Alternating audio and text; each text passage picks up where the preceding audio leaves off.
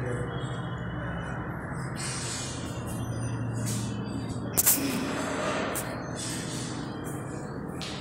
আলাইকুম রহমতুল্লাহ। প্রিয় শিক্ষার্থীরা, তোমরা কেমন আছো সবাই? আশা করি সবাই অনেক ভালো আছো। সবাই স্বাস্থ্যবিধি মেনে তোমরা বাসায় অবস্থান করছো এবং অনলাইন ক্লাসগুলো দেখে যথাযথভাবে প্র্যাকটিস করছো। তো তোমাদের গণিত ক্লাসের আগে অনেকগুলো হয়ে গিয়েছে। বীজগণিত তোমাদের হচ্ছে, পাটিগণিত অংশ হচ্ছে। আমরা পাটিগণিত আরেকটু আগায় বা এটা শেষ করেই জ্যামিতি অংশ শুরু করে দেব। তো তোমাদের জ্ঞাতার্থে বলছি যে তোমরা আশা করি যে সবাই অ্যাসাইনমেন্টগুলো আমাদের টাইমলি জমা দিচ্ছ, কারেকশনগুলো দেখতেছো কোথায় কী ভুলভ্রান্তি হচ্ছে। আমরা কিন্তু সেটা কারেকশন করে দিচ্ছি, তোমরা সেটা দেখবে এবং সেই অনুযায়ী তোমার ভুল সূত্রে নিয়ে সঠিক করে শিখবে। তো আমরা পড়ছিলাম, আমার সাথে তোমাদের গত ক্লাস হয়েছিল মনে আছে কিনা, চক্রবৃদ্ধি মূলধনের কাজ ছিল।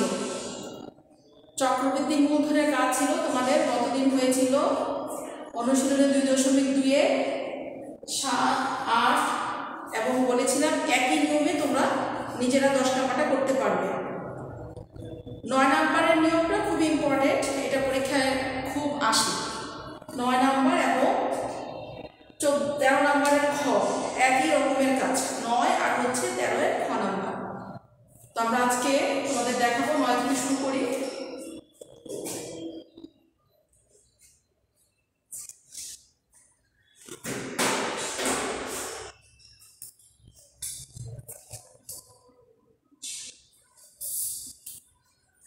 আগে প্রশ্নটা দেখো, তোমাকে বারবারই বলছি যে আগে প্রশ্নটা খুব মনোযোগ দিয়ে পড়বে। প্রশ্নের সাথে প্রশ্নে দেখবে যে কোন কোন মান দেওয়া আছে বা কি দেওয়া আছে আর কি বের করতে বলেছে।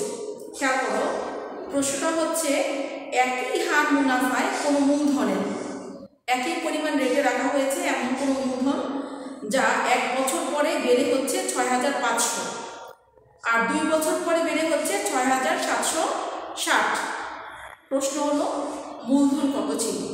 এখানে আমাদের মুনাফার হার দেওয়া নেই, সময় দেওয়া নেই, শুধু বলা হলো কি 1 বছর পরে বেড়ে হয়েছে 6500 আর 2 বছর পরে ওই পরিমাণ টাকায় বেড়ে হয়েছে 6760। প্রশ্ন হলো মূলধন কত। তাহলে আমার মূলধন 1 বছরের হিসাব দেওয়া আছে আর 2 বছরের হিসাব দেওয়া আছে, কিন্তু মুনাফার হার আর মূলধন আমাদের জানা নেই। আমরা মূলধনটা এখান থেকে বের করব। খেয়াল করো, তাহলে আমরা মূলধনটা আগের মধ্যে কী করবো, এখানে ধরে নিব। মনে করি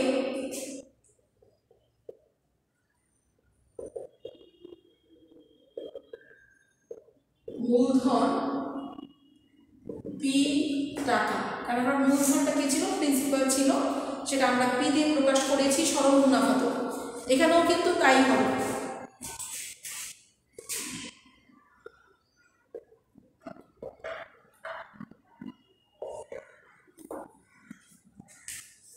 প্রশ্নে দেওয়া আছে তোমার এখানে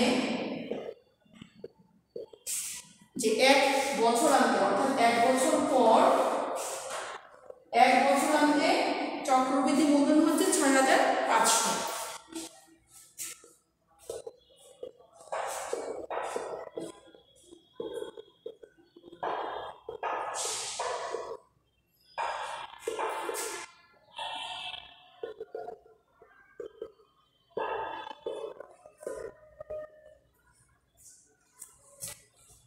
এর মানে যদি আমি সূত্র করি, আমরা সূত্র জানি, মূলধনের সূত্র পি ইন্টু 1 যোগ r whole to the power n।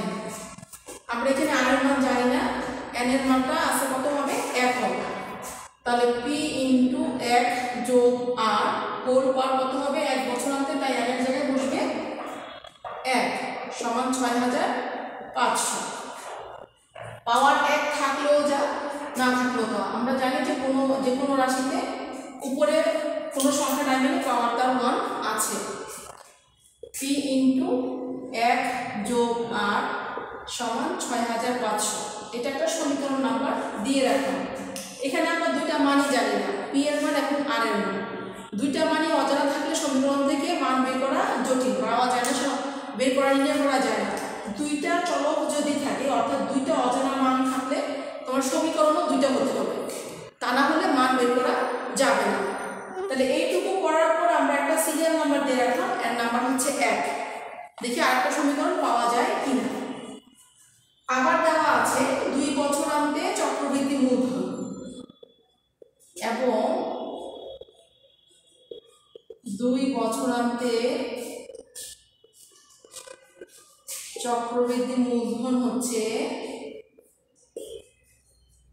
6,760 টাকা।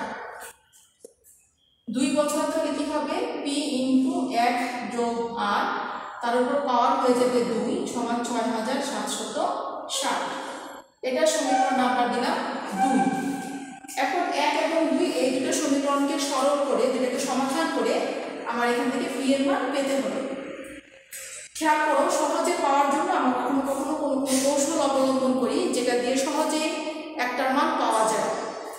দেখো এখানে 1 নং সমীকরণে 1 যোগ আর, এটা একটা পদ আছে, একটা উৎপাদক আছে, আর এখানে 2টা আছে। যদি আমার এখানে 1 নং সমীকরণে 2টা থাকতো তাহলে কাটাকাটি চলে যেয়ে আমি সহজেই পি এর মান পেয়ে যেতাম। আর আমার এখানে প্রশ্ন চেয়েছে শুধু পি এর মান, অর্থাৎ মূলধন কত। তাহলে আমি 1 নং সমীকরণের উভয় পক্ষকে বর্গ করি।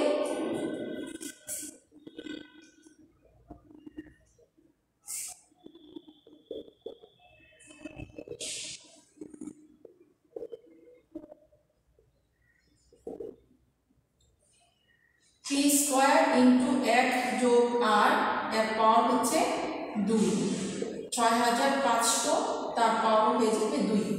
উভয় পক্ষকে আমরা বর্গ করব। এটা সমীকরণ নাম্বার দিলাম 3।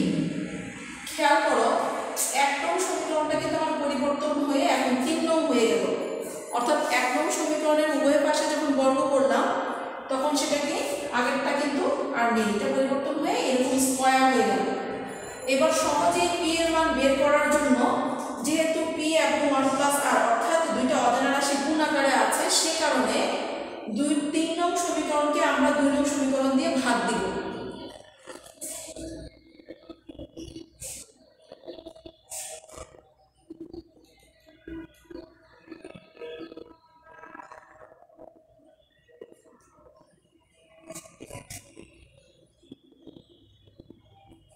দেখো ভাগ করলে কি হবে, 3 নংয়ের বাম পক্ষকে 2 নংয়ের বাম পক্ষ দিয়ে ভাগ, 3 নংয়ের ডান পক্ষকে 2 নংয়ের ডান পক্ষ দিয়ে যদি ভাগ করা হয় তাহলে আমরা এখানে কত পাবো। তোমরা সাধারণ সাইন্টিফিক যেটা 100 ms এর আছে সেটা তোমরা ব্যবহার করতে পারবে। আমার হাতে আপাতত এটা নেই।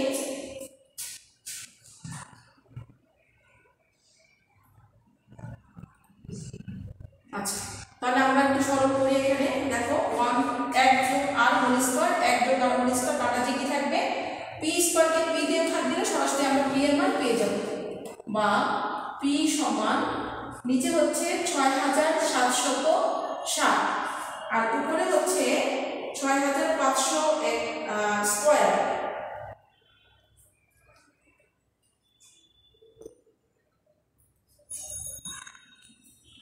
চার 2 2 5 1 2 3 4। যদি আমরা এটাকে ভাগ দেই, ভাগ দিব হচ্ছে 6,760 দিয়ে 6,250। তাহলে আমরা মূলধন পেয়ে গেলাম।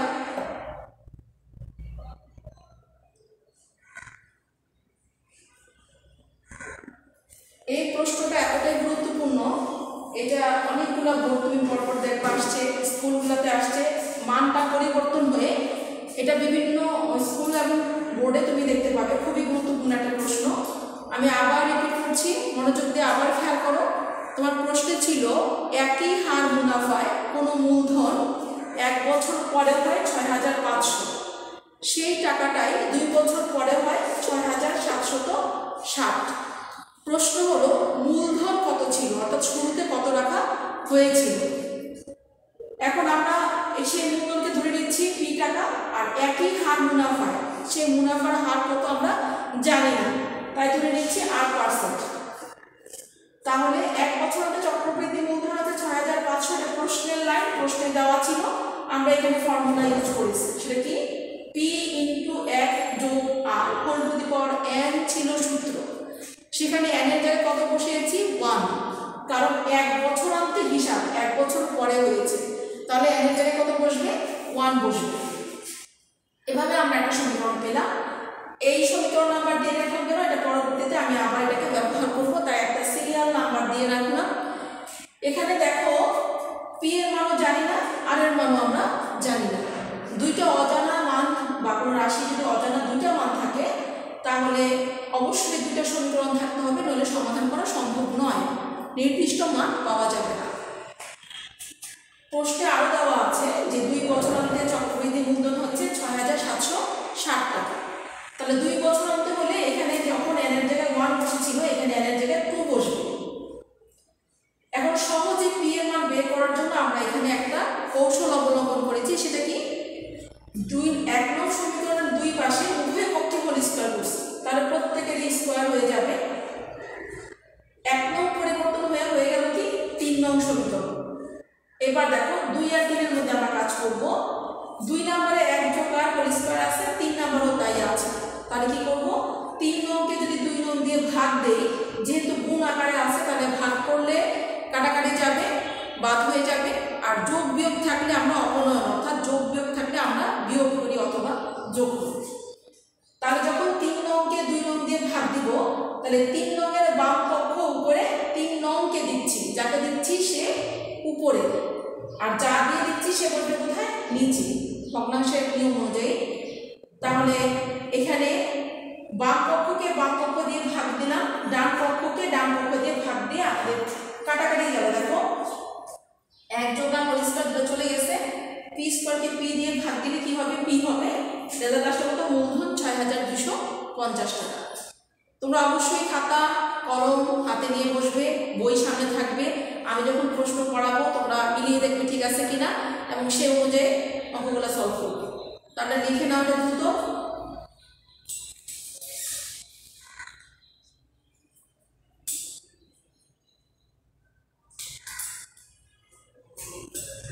আচ্ছা, এরপরে হচ্ছে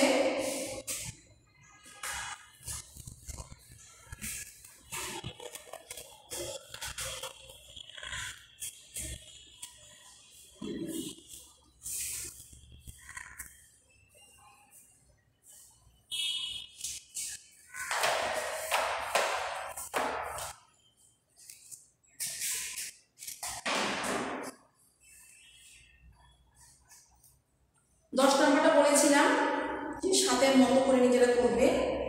11 নম্বর প্রবলেমটা দেখো। প্রশ্নটা হচ্ছে কোন শহরের বর্তমান জনসংখ্যা 64 লক্ষ। শহরটির জনসংখ্যা বৃদ্ধির হার প্রতি হাজারে 25 জন। এ কথার মানে কি? অর্থাৎ প্রতি 1000 জন কোনো একটা এরিয়াতে, কোনো একটা জায়গায় জনসংখ্যা আছে মনে করো 1000, 1 বছর পরে নতুন হলো 25 জন, তাহলে প্রতি 1000 জনে কতজন বৃদ্ধি পেল? 25 জন বৃদ্ধি পেল। প্রশ্ন হলো 2 বছর পর ওই শহরের জনসংখ্যা কত হবে? তাহলে আমাকে 2 বছর পরের জনসংখ্যা বের করতে হলে সূত্র ব্যবহার করতে হবে, কারণ জনসংখ্যা বৃদ্ধি। খেয়াল করো জনসংখ্যার কাজটা কেন এখানে চক্রবৃদ্ধি মুনাফার সাথে আনবো। জনসংখ্যা বৃদ্ধির ক্ষেত্রে যেই নিয়মটা হয় চক্রবৃদ্ধি মূলধনের ক্ষেত্রে সেই নিয়মই হয়। অর্থাৎ তোমার প্রতি 1000-এ যে 25 জন বৃদ্ধি পেল, 1 বছর পরে হয়ে গেল 1025। দ্বিতীয় বছর কিন্তু 1025 জনের জন্য কতজন বৃদ্ধি পেয়েছে সেটা আবার হিসাব করব, নিশ্চয়ই আগের চেয়ে বেশি হবে। তার মানে চক্রবৃদ্ধি মূলধনে যেমন আমার নতুন যে মুনাফাটা পেলাম, দ্বিতীয় বছর মুনাফা আসনটাই তৃতীয় বছরের জন্য আসন হিসাবে কাজ করবে। ঠিক তেমনি জনসংখ্যা বৃদ্ধির বেলায়ও দ্বিতীয় বছর যে পরিমাণ জনসংখ্যা আমার হলো টোটাল বৃদ্ধি পেয়ে, তৃতীয় বছর ওই পুরাটার উপর কি নতুন করে আবার হিসাব হবে। অর্থাৎ চক্রবৃদ্ধি মূলধনের হিসাব অনুযায়ী জনসংখ্যা বৃদ্ধিটা হয়ে থাকে বলেই জনসংখ্যা কতজন হবে টোটাল সেটা বের করতে হলে আমাকে চক্রবৃদ্ধি মূলধনের সূত্রে যেতে হবে। দেখো কোন শহরের বর্তমান জনসংখ্যা 64 লক্ষ, এতজন যে প্রেজেন্ট যে জনসংখ্যা ছিল সেটা হচ্ছে মূলধনের হিসাবে পি এর মান। তাহলে আমরা লিখব বর্তমান জনসংখ্যা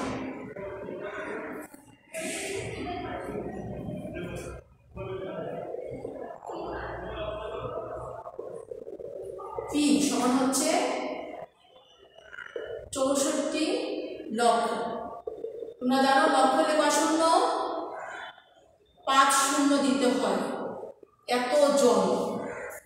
আচ্ছা, প্রতি হাজারে 36 জন বাড়ে। আমরা কিন্তু শতকরা হিসাবে প্রতি শতে হিসাব করি, প্রতি হাজারে নয়। তো শতকরায় কত যেটা হবে সেটা হবে মুনাফার হার। শতকরার পরিমাণটা আমি সরাসরিও করতে পারি এক লাইনে, অথবা ভেঙে তোমরা যেটা সহজে বুঝো সেভাবেও করতে পারি ঐকিক নিয়ম অনুযায়ী। যে 1000 জনে বৃদ্ধি পায়, খেয়াল করো, 1000 জনে বৃদ্ধি পায় হচ্ছে 25 জন।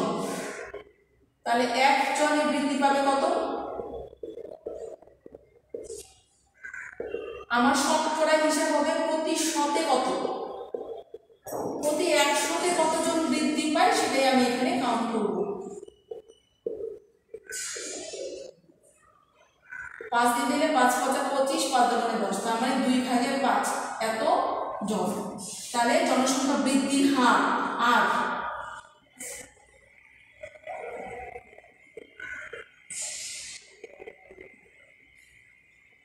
এত পার্সেন্ট। পার্সেন্টের মানে কি উপরে 1 নিচে 100, তার মানে 5-এর 2 দিয়ে ভাগ দিলে কত? 2.5। তাকে আবার 100 দিয়ে ভাগ দিলে কি হবে? 0.025। এত হলো জনসংখ্যা বৃদ্ধির হার, অর্থাৎ আর এর মান।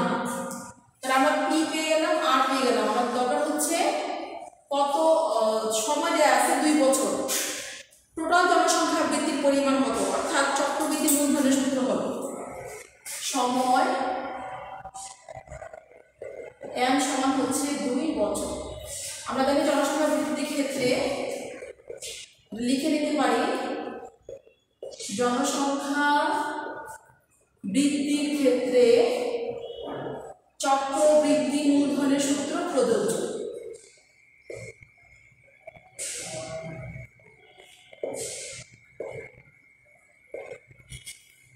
তাহলে 2 বছর পর জনসংখ্যা কত হবে সেটা আমাদের বের করতে হবে।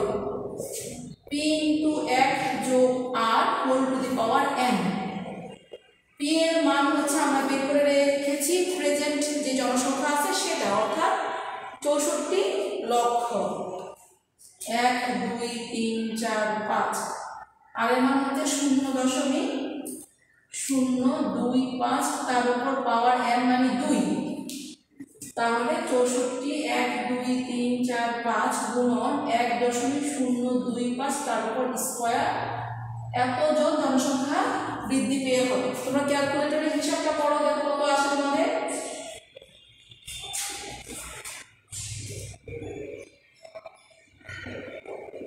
1.025।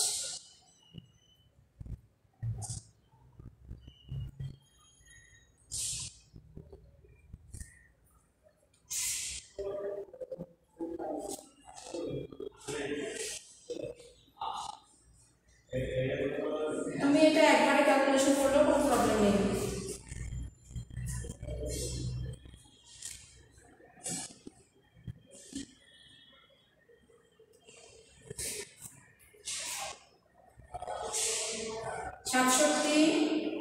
লক্ষ 23,999.999 এতজন। আমি লিখতে পারি 67 লক্ষ, যদি আমার এখানে 23,999.999, তার মানে 24,000 প্রায় এত জন। দেখো 67 লক্ষ 23,999.99। তো জনসংখ্যা তো আমরা ভগ্নাংশে লিখব না, সে কারণে আমরা লিখব 67,24,000 জন প্রায়। এটাই হবে। ঠিক এই প্রবলেমটাই আবারও বলছি যে তোমার এখানে যে এই লাইনটা তুমি এক লাইনে করতে পারবে যে শতকরা বৃদ্ধি পায় 25, 1000 দিয়ে ভাগ করে 100 দিয়ে গুণ করলে শতকরা চলে আসবে, মানে শতকরা হিসাবটা তুমি পেয়ে যাবে। ঠিক এইরকমই প্রবলেম তোমার উদাহরণেও দেওয়া আছে। মেন বইয়ের উদাহরণ হচ্ছে উদাহরণ 4। সেম নিয়মে কিন্তু করা হচ্ছে, একবারে করলেও হয়ে যাবে। দেখো তুমি উদাহরণ 4 টা করবে এই নিয়ম অনুযায়ী। সেম উদাহরণ 4 একই রকম।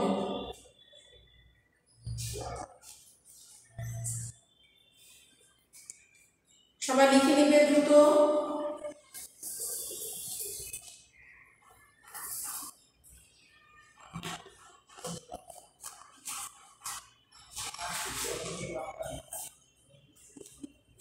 দেখো আমি আরেকটা নিয়ম তোমাদের বুঝে দিচ্ছি। 9 নাম্বার যেটা আমরা করলাম, ঠিক এইরকমই একটা উদ্দীপক দেওয়া আছে 13 নাম্বারে। একই হার চক্রবৃদ্ধি মুনাফায় কোনো মূলধন 1 বছরান্তে সববৃদ্ধি মূল 19,500, মানে 1 বছরান্তে চক্রবৃদ্ধি মূল। একই কথা, এটাকে বলা হচ্ছে সববৃদ্ধি মূল, অর্থাৎ বৃদ্ধি সহ মূল। 2 বছরান্তে হচ্ছে 20,280 টাকা। খ নাম্বার প্রশ্ন হচ্ছে মূলধন নির্ণয় করো। কিছুক্ষণ আগে আমরা 9 নাম্বার যেভাবে করলাম, এটা কিন্তু সেম নিয়মেই হবে।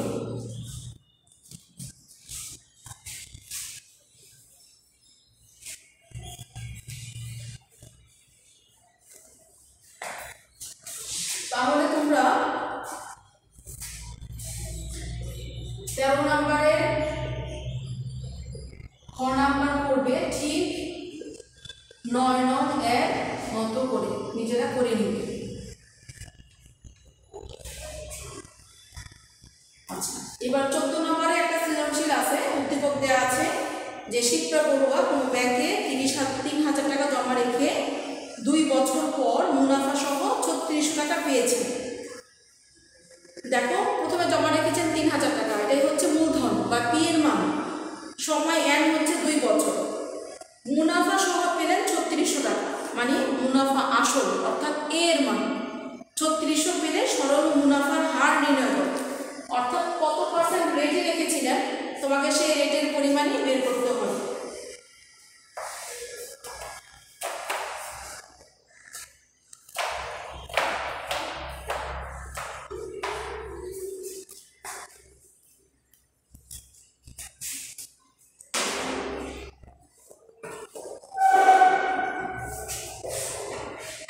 দেখো 14 নাম্বারের ক নাম্বারে কি আছে, উদ্দীপক থেকে আমরা মানগুলো আগে নিয়ে নিব।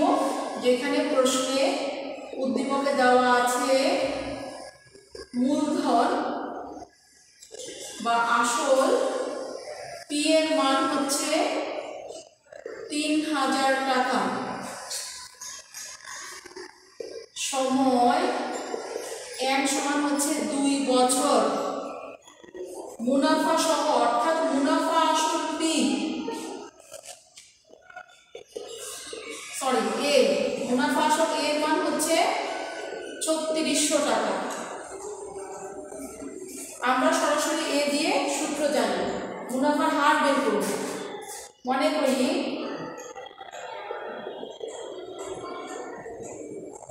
মুনাফার হার সমান 8%। আমরা সূত্র জানি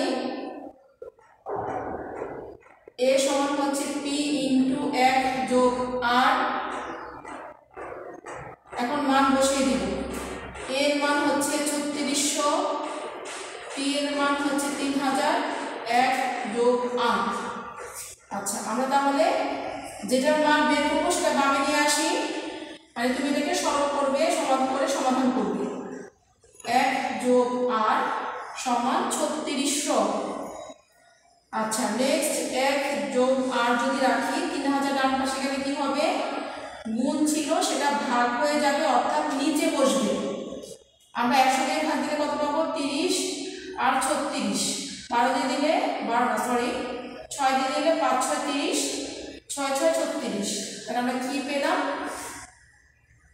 1 যোগ আর এর মান পেলাম, উপরে 6 নিচে হলো 5।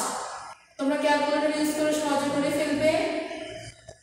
বিয়োগ 1, 5 6 বিয়োগ 5, উপরে 1 নিচে 5। আমরা শতকরায় বের করলে কি 100% দিয়ে বের করি, 5 20 এ 100, তাহলে কত হবে 20%। সুতরাং মুনাফার হার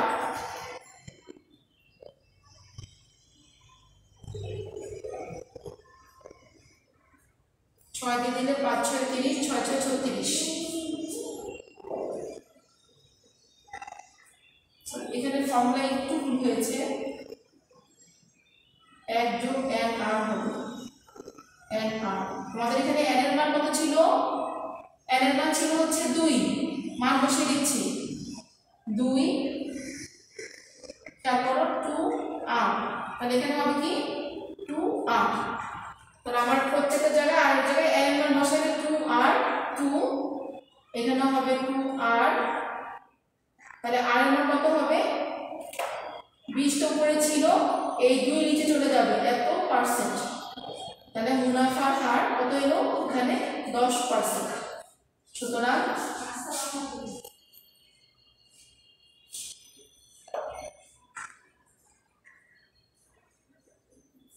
খেয়াল করো, তাহলে সূত্রটা একটু ঠিক করে নাও, p * 1 যোগ n r। n এর মান হচ্ছে 2, r এর মান আমরা জানি না, আমরা কিন্তু এটাই বের করবো। যেটার মান জানি না সেটা বামে নিয়ে আসবো আর বামকে ডানে নিয়ে যাবো। এরপরে আমার উদ্দেশ্য হচ্ছে r এর মান বের করা। যদি 1 যোগ 2 r রাখি, এখানে 3000 গুণ ছিল, ডান পাশে গেলে ভাগ হয়ে যাবে, কাটাকাটি করবো। শুধু r এর মান বের করবো বলে আমরা r যুক্ত পদটা বামে রেখে বাকি সংখ্যাকে ডানে পাঠিয়ে দেব। তারপর 5, আর এটার মধ্যে লসাগু হচ্ছে 5, 6 হবে মাইনাস 5 একে 5, 5 ভাগের 1 হলো। যেহেতু আমরা মুনাফার হার বের করবো তাই 100% দিয়ে গুণ করলাম, যেটা রেজাল্ট আসলো ভাগ দিয়ে 20, 20 কে 2 দিয়ে ভাগ দিলে হচ্ছে 10। এটাই হচ্ছে আমার নির্ণয় মুনাফার হার। এটাই হচ্ছে,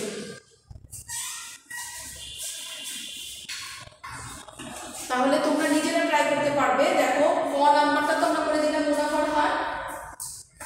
খ নাম্বার হলো আরো 3 বছর পর। প্রথমে আমরা রেখেছিলাম 2 বছরের জন্য, আরো 3 বছর পর মানে টোটাল সময় হয়ে যাবে 5 বছর। তাহলে আমরা 5 বছর পরের মুনাফা আসল বের করব। খেয়াল করো, মুনাফার হার জানি, সময় n হয়ে যাবে 5 বছর, আসল টাকা ছিল কত? 3000। তাহলে মুনাফা আসলের সূত্র হবে p এর জায়গায় 3000, n এর জায়গায় 5 বছর, r এর জায়গায় হবে 10%। এটা বসিয়ে এই সূত্র দিয়ে তোমরা মুনাফা আসলকে বের করতে পারবে। তাহলে তোমরা নিজেরাই করতে পারবে। 13 নম্বরের খ, 14 নম্বরের ক, খ, গ তিনটাই পারবে। তাহলে তোমাদের বাড়ির কাজ থাকবে অনুষ্ঠানের 2.2-9। আমি মিল রেখে তোমাদের দিচ্ছি, যেটা পড়ানো হয়েছে সেগুলো থেকে। তারপর যদি প্রবলেম থেকে থাকে অবশ্যই অ্যাসাইনমেন্টের দিন আমার কাছ থেকে প্রবলেম সলভ করে নিবে। তোমাদের কাছ থেকে 2.2-9, 11, 13 নম্বরের খ আর হচ্ছে 14 একই নিয়মে একই রকমের এবং যেটা ব্যতিক্রম সেগুলো আমি করে দিয়েছি। তোমার এখানে কমপ্লিট হয়ে গিয়েছে 9, 11, 13 এর খ হচ্ছে সেম 9 এর মতো, 14 নম্বরের ক করিয়ে দিয়েছি, খ নাম্বারটা আমি বুঝিয়ে দিয়েছি। এরকম মতো তোমরা এর আগের ক্লাসগুলোতেও পেয়েছো। আর গ নাম্বারটাও কিন্তু পার্থক্য ছিল, কত নাম্বারে? 8 নাম্বারে, 8-এর মতো করে তোমরা সেটা করবে। 7 নাম্বারের মতো করে, 8 নাম্বারের মতো করে মিল আছে। তাহলে তোমরা বাসায় যত বেশি নিজেরা ট্রাই করবে, প্র্যাকটিস করবে, ততই তোমার দক্ষতা বাড়বে, তোমার ভুলভ্রান্তিগুলো কেটে যাবে। অনেক সময় তুমি লিখতে যে অজান্তে 2 এর জায়গায় 4 লিখে ফেলো, তুমি খেয়াল করো না, কিন্তু লেখা হয়েছে। কেন? দীর্ঘদিন প্র্যাকটিস না করলে এই সমস্যাটা হয়। এটা কাটানোর উপায় একটাই, বেশি বেশি করা, না দেখে করা, বুঝিয়ে না দেখে বারবার চেষ্টা করা। তাতে তোমার যোগ বিয়োগ গুণ ভাগের ভুলভ্রান্তি কেটে যাবে, তুমি দক্ষ হতে পারবে। তো যেখানে সমস্যা বোধ করবে অবশ্যই অ্যাসাইনমেন্ট যখন দেখাতে আসবে আমাকে সেই প্রবলেমগুলো সলভ করায় তোমরা নিবে, অনেকে দেখাচ্ছ। তো তোমরা সুস্থ থাকবে, ভালো থাকবে। আর যেগুলো আমরা অনলাইনে যেগুলো করছি সেই ক্লাসগুলো কমপ্লিট করে সেই অনুযায়ী তোমরা সিলেবাস রাখাতে থাকবে। সবাইকে অনেক ধন্যবাদ। পরবর্তী ক্লাস দেখার আমন্ত্রণ রইল তোমাদের সবাইকে। সবাইকে আবার শুভেচ্ছা জানিয়ে শেষ করছি আজকের মতো এখানে। আসসালামু আলাইকুম ওয়া রাহমাতুল্লাহ।